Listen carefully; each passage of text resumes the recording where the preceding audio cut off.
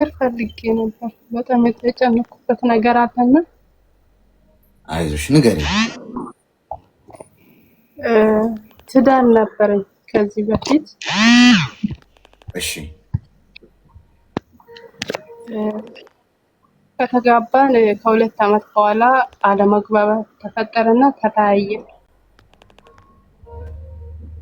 እሺ መሀላችን ላይ ልጅ አለ። አሁን ከተለያየን 3 ዓመት ነው፣ ግን አልተፋታንም። በቤተሰብም ያለ እርቅ ነበረ። እርቁን አልተቀበልኩም እኔ በጣም ስለተጎዳን። እሺ እርቁን አልተቀበልኩም፣ ግን አሁን እኔ ስደት ላይ ስለሆንኩ አግብቷል የሚባል ነገር ሰማሁና ምን ላድርግ? ልፍታ ወይ ገብቼ ማለት እኔ ያኔ ዝም አልኩት ይለወጣል ብዬ ነበር እኮ። ተለያይታችኋል እኮ አይደል? ኖ አልተለያየንም። ማለት ትዳር ከገባን በኋላ ከ1 ዓመት በኋላ ልጅ ነበረን። ልጅ ወለን ከ1 ዓመት በኋላ ተፋታን። ተፋታን ስንል በራሳችን ነው እንጂ በህግም በቤተሰብም አይደለም። በራሳችን ማለት ልጁ ማለት አይሰራም፣ መስራትም አይፈልግም። ስራ አይወድም በጭራሽ። እሺ ያኔ እኔ ሱቅ ነበረኝ፣ እንደ አጋጣሚ ታወቅ። ከዛ በኋላ እየተግባባን ስንመጣ ወደ ትዳር ገባን። ቤት አለው፣ የራሱ ቤት አለው፣ የመሬት እርሻ አለ፣ ግን ማረስም አይፈልግም። የራሱ ቤት አለ፣ ጠዋት ይወጣል ማታ ይገባል። ስራ ሲባል በቃ ያማል ሳይሰራ ማለት ነው። እንዴት ሊያስተዳድርሽ የተጋባችሁት? ያው እኔ ያኔ ስራ አለ፣ ትኩረትም ልጅነትም አለ፣ ትኩረትም አላረኩም። እንደዚህ በጣም ራብ እሱ ጋር ሆኜ ነው ያየው። ጥማትም በቃ ማጣት እሱ ጋር ሆኜ ነው የተለመድኩት። ማለት ከቤተሰቤ ውጭ እሱ ጋር ነው ራብ ምን እንደሆነ ያየሁት ማለት ነው። እሱ ጋር ይርብሻል ሳይሆን ልጁ አይሰራም።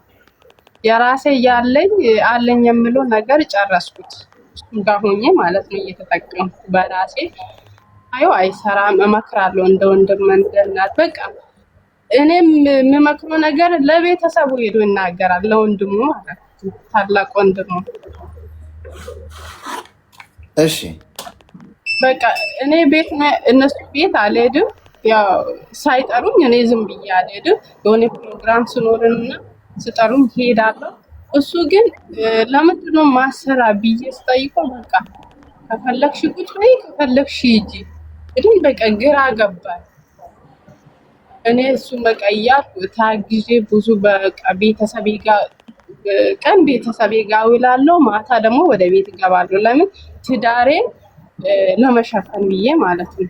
ማለት የቤትን ጉድለት አላሳይም ብዬ ደብቄ፣ ያው ብቻዬን ስለሚደብረኝ ብዬ ቤተሰቤ ጋር ውላለሁ፣ ማታ እገባለሁ። ሳየው በቃ የመጨረሻ ቀን ተስፋ የቆረጥኩት ስራ ሂድና ግንባታ ይሰራል። አብዛኛው ጊዜ ሲያገኝ ይሰራል። ሂድ ምሳ ላይ ደግሞ እኛ ቤት ናት ቤተሰቤ ጋር ማለት ነው። ከዛ ቀን ላይ ምሳ አዘጋጅቼ ቡና አፍልቼ ጠበኩት ይመጣል ብዬ። ለካ እሱ ወንድሙ ቤት ነው ያዋለ። ከዛ ምሳ ላይ ደወልኩት፣ አልቻልኩም አለኝ። እሺ ብዬ ወደ ማምሻ ሲደውል ወደ ቤት እንሂድ ስለው አይ ወንድሜ ቤት ልብስ እያጠብኩ ነው አለኝ። የመጨረሻ ማለት ነው።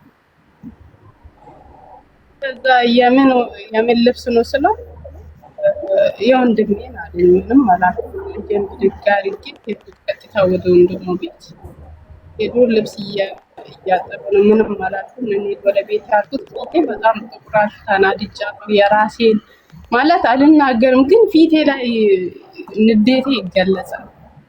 ከዛ የወንድሙ ሚስት አየች። እኔ ግቢያ አልገባም ወደ ቤት ሄዳለብኝ አልኳት። ወደ ቤት ሄድን። የምበላ አለኝ። እዛ ቤት ያዋልኩ ምግብ የለም እንዴ አልኩት። ምንም አላልኩም። አይ በቃ ብሎ ተመለስ ወደ እነሱ ቤት ማለት ነው። አይ ፊቴን አይታለች ስለሆነች የወንድሙ ምስት የሆነ በቃ ያልሆነ ነገር አለች። ማውራት አልፈልግም። ያው ምንም አላልኩም። ሳይሆን ሞከርኩት። እድሜ ያለኝን ነገር በሁለት አመት ብዙ ዋጋ ከፈልኩ። አሁን ደግሞ መጥቼ ዱባይ ከመጣሁ 1 አመት ከምናምን ነው። ግን አሁን ስሰማ ያው አግብቷል የሚባል ነገር ሰማሁ። ግን አልተፋታንም። በቃ ምን ላድርገው ግራ ገባ። ህጋዊ ጋብቻ በመሀላችሁ 80 ያለ ማለት ነው? አዎ ህጋዊ በቤተ ክርስቲያንም በሽማግሌዎችም መሀል አለ።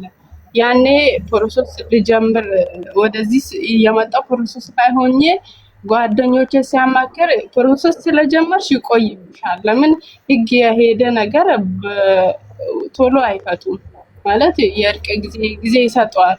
እኔ ስለዚህ መንገድ ላይ ስለሆንኩ ጊዜ ስለሚወስድብኝ ይቅርብኝ ብዬ ዝም አልኩ። አሁን ያኔ ራሱ ቤተሰቤ ጋር ሆኜ ልጄን ይወስድብኛል።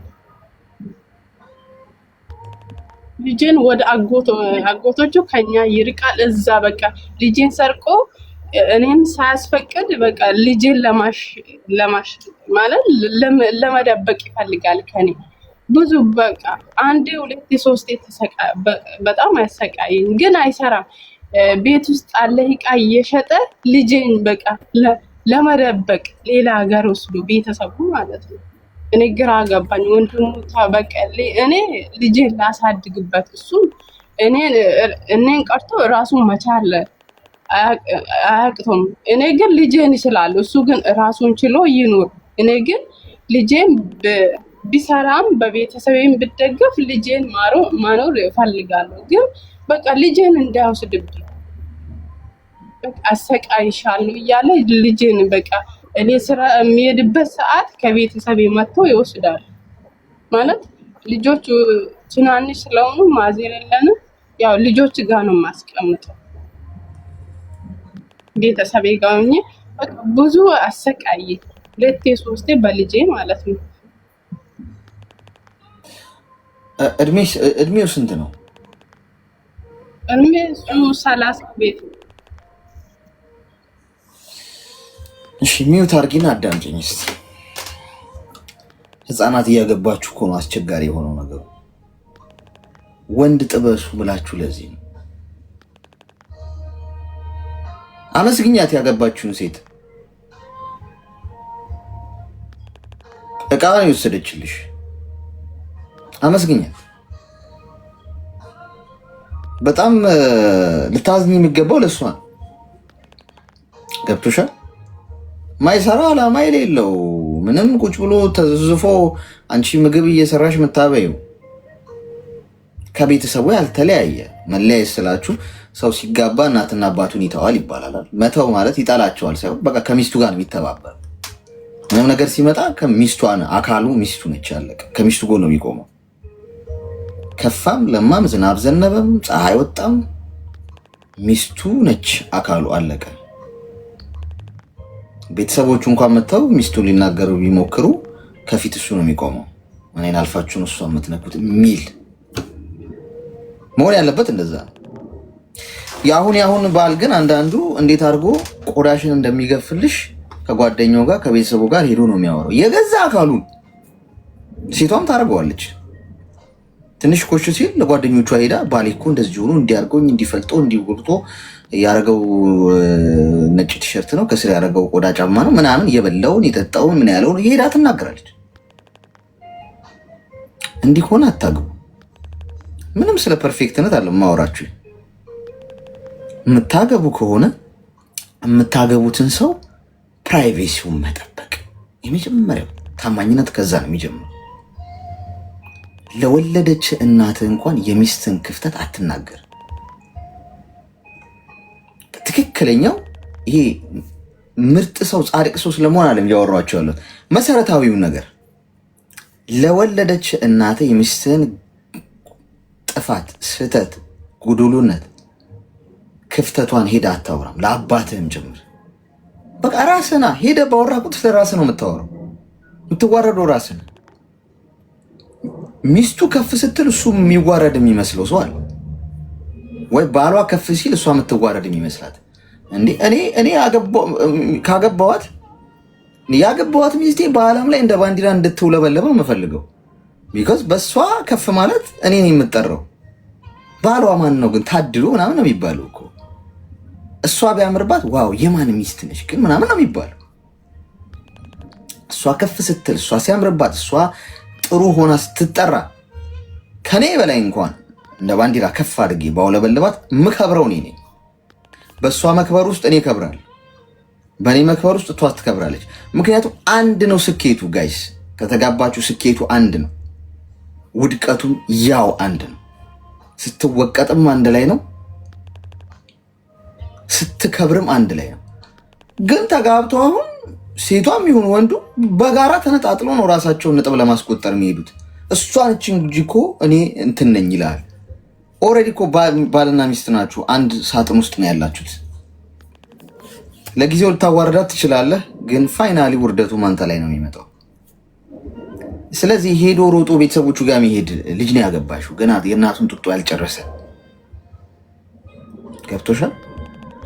አገባ ሌላ ኮንግራጁሌሽን፣ ተላቀቀልሽ። ትልቅ በሽታ ነው ከላይሽ ላይ የተነሳው።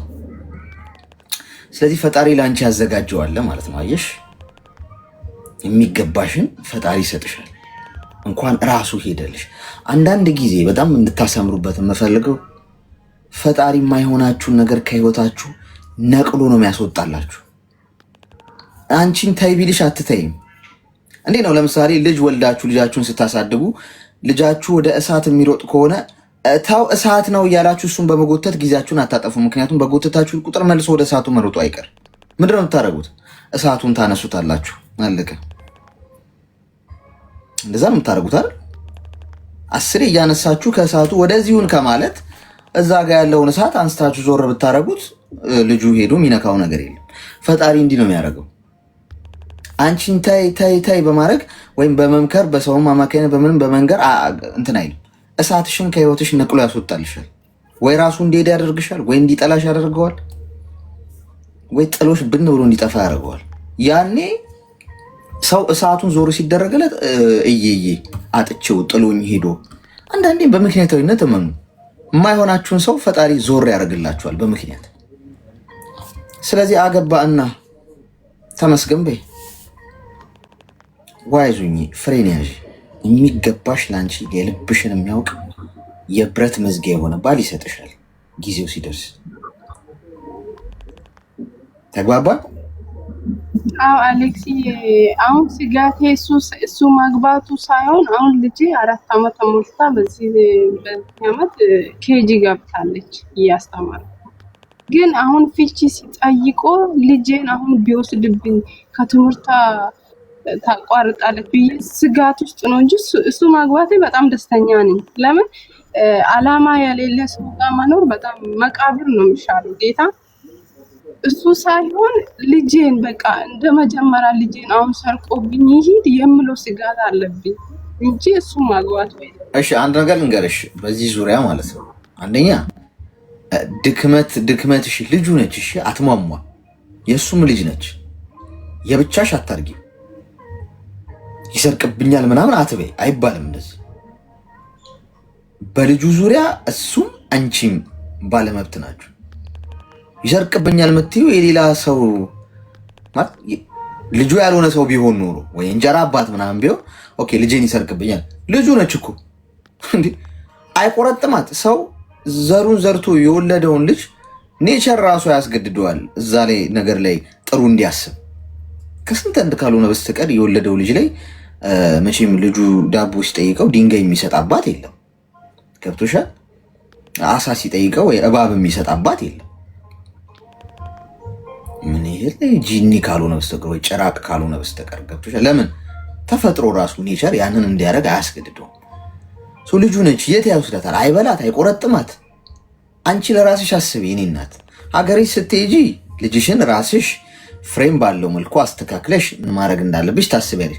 አሁን አንቺን ለማግኘት ከአንቺ የሆነ ነገር ለማግኘት ልጄ የምትይ ከሆነ እንደዛ ከሆነ ልጅቷን እንትንላትና አስለቅሳታለሁ ብሎ ያስባል። ደካማ ጎናችሁ እንደው አድርጋችሁ አታስቡት ሴቶች። ልጄ ሊነጥቀኝ አላሳያለኝ አርገኸው ነው በዩ። እንደዚህ አይነቱ ሰው ነው አሁን ልጅ ወስዶ የሚያሳድገው። አላማና ስራ የሌለው ሰው ግን አድቫንቴጅ ለመውሰድ አንቺ ስስ ጎንሽ መሆኑን ካወቀ ግን ምን ያደርጋል? አውቆ የክፋት በዛ ሊጎዳሽ ሊያበሳጭሽ ይሞክራል።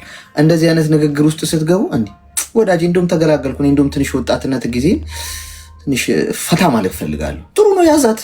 እንዲህ ልጅህ ነች እኮ አትበላት፣ አትሟሟ።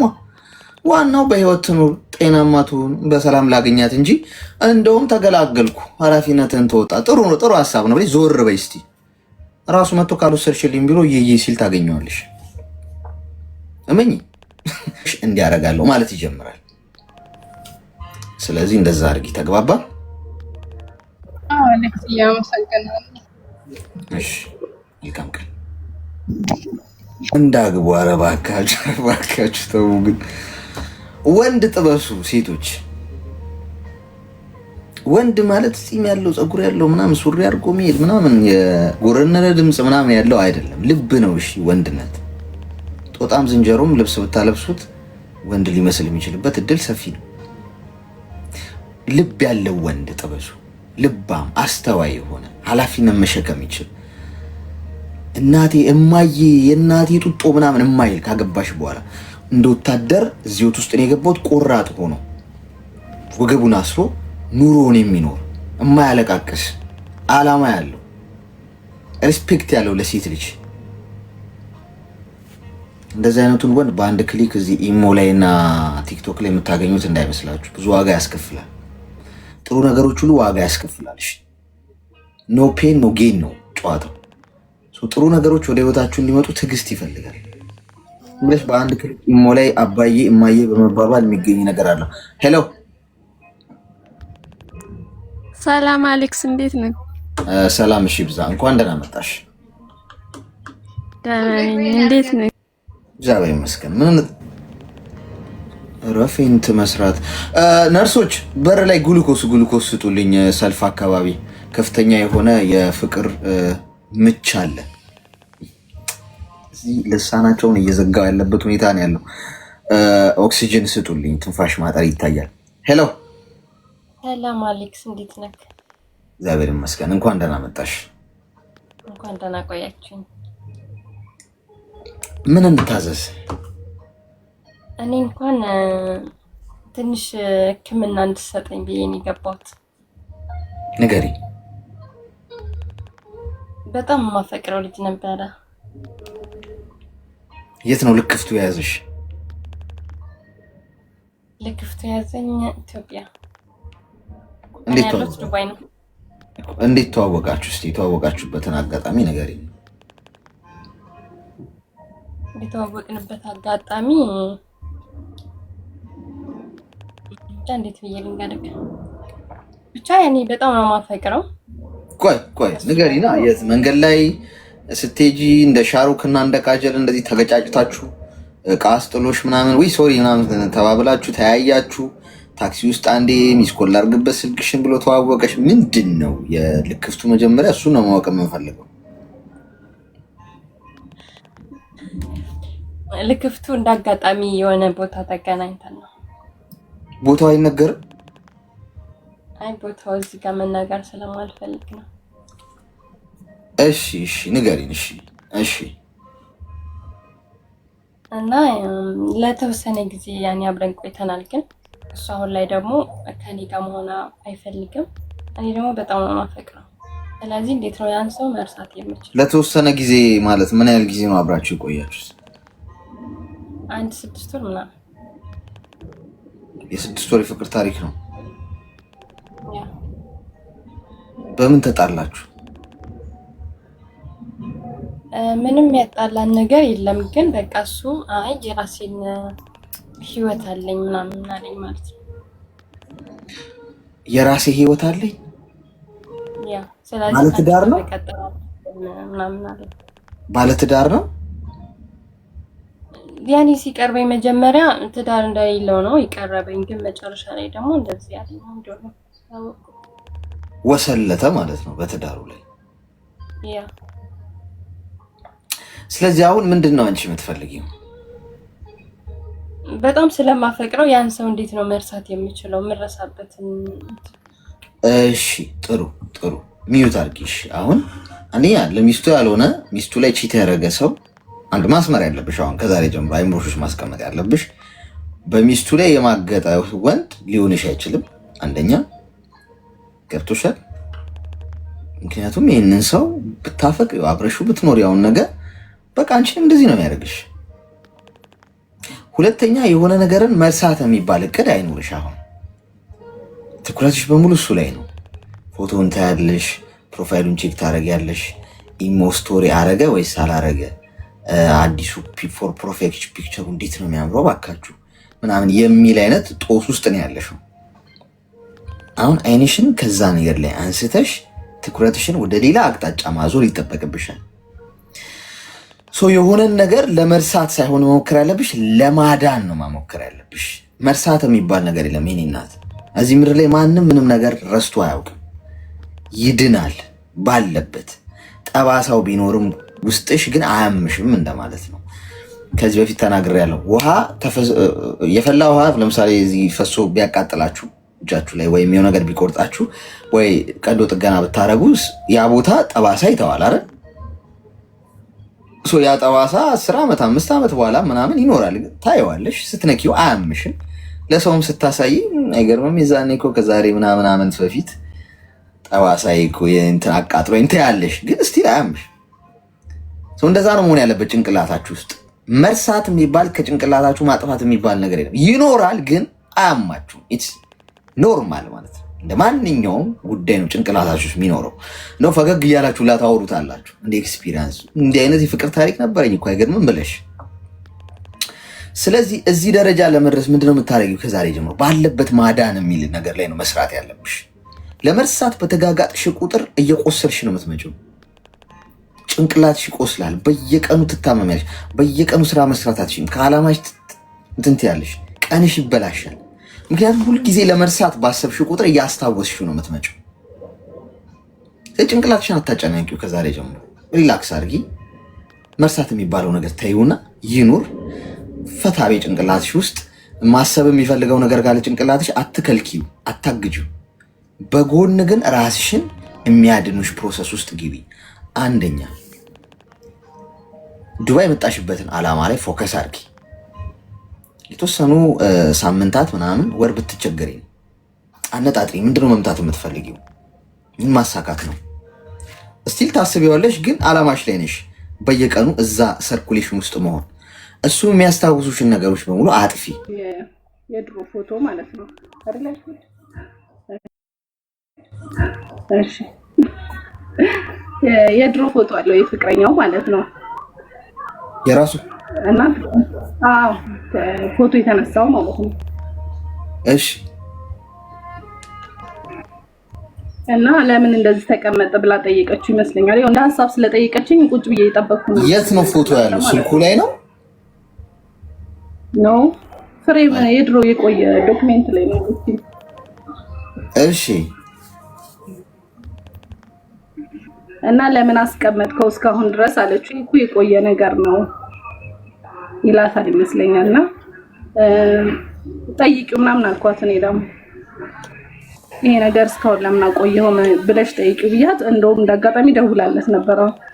ከደበረሽ አጥፊው ምናምን ነገር ከፈለግሽ ቅደጁ ምናምን ነገር አላት። እሺ ከዛ ምን ላድርግ አለችኝ። እስቲ ቆይ እዚህ ጋር ልቀመጥና ከደረሰኝ እነግርልሻለሁ። የመቼ ነው ፎቶ? እና ደንግጫለሁ ስገባ ማለት ነው። የሚደርሰኝ አልመሰለኝም ሀሳቤን ለመግለጽ። ቆይ ፎቶ የምንድን ነው ማለት የመቼ ነው ፎቶ? በጣም የቆየ ነው ከመጋባታቸው በፊት እኮ። ፎቶ የአልበም ውስጥ ያለ ፎቶ ነው? ያው የድሮ ዶክሜንት ምናምን ሲያጸዱ ማለት ነው። ሲያጸዱ እኮ ታዲያ እንግዲህ ወይ በአጋጣሚ እዛ ውስጥ የቀረ ምናምን ሊሆን ይችላል። እና ቅደጁ አላት አይደል? በቃ አቀደውም። ታዲያ ምን ያደርጋል? አሁን ይሄ ርዕስ ሆኖ ነው አሳስቧት። ግን ያው እሷ ደግሞ ባደርገው ምን ይደብራል ወይ አይደብርም ወይ አይነት ነገር ነው የጠየቀችኝ። በቃ እኮ ያ ያለፈ ታሪክ ነው። አንዳንዴ ምናልባት ዶክመንት ላይ ተቀላቅሎ ምናምን ሊገባ ምናምን ይችላል እኮ። አሁን ያ ፎቶ እሱ ሆን ብሎ ላይ ያስቀምጠው ይችላል። ተጠራጥረው ነው ተጠራጥረው ሳይሆን አንዳንድ ጊዜ እኔ የማስበው ምን መሰለክ ትዳር ህይወትክ ላይ ስትገባ ፎርማት አድርገህ ነው ነገሮችን መግባት ያለብክ። ማድረግ ያለበት እሱ ነው እንጂ እሱ አይደለችም። ይሄን ነገር ማጥፋትም መሰረት እኮ ሜቢ አሁን ይኸውልሽ አሁን ይሄ ለሁለቱ ትዳራቸው ላይ ችግር የሚፈጥር ነገር ሆኖ መቅረብ የለበትም። ምክንያቱም እንደው በአጋጣሚ በቃ ሳት ብሎ ከዶክመንት ጋር ተቀላቅሎ ይረሳዋል እኮ ሰው አይደለ ብዙ ነገር ውስጥ ሲያልፍ። ከዚህ ውጪ ሌላ ነገር ካላየች በቃ አጥፊው አላታ በቃ ትትበለው። ግን ሌላ ችግር ካለ አሁን በተደጋጋሚ ሌላ ፎቶ ምናምን ካለ ለምን ብላ የመጠየቅ እንትን ይኖራል እንጂ በአጋጣሚ ሰው እኮ የድሮ ታሪኮች ውስጥ ያሳለፋቸው ነገር እንደ ሜሞሪያውን ፎቶም በዩ ስጦታ የሚሆነ ሰው የሰጠው ምናምን ሳያጠፋው ምናምን ረስቶት ሊኖር ይችላል ከዶክመንቶች ጋር ተቀላቅሎ በቃ አለቀ። ይሄ ሌላ እንትን ውስጥ የሚያስገባ አይደለም። እሺ ያ ሱልክ ነክ ግን አሁን በሷ ቦታ ግን እኔ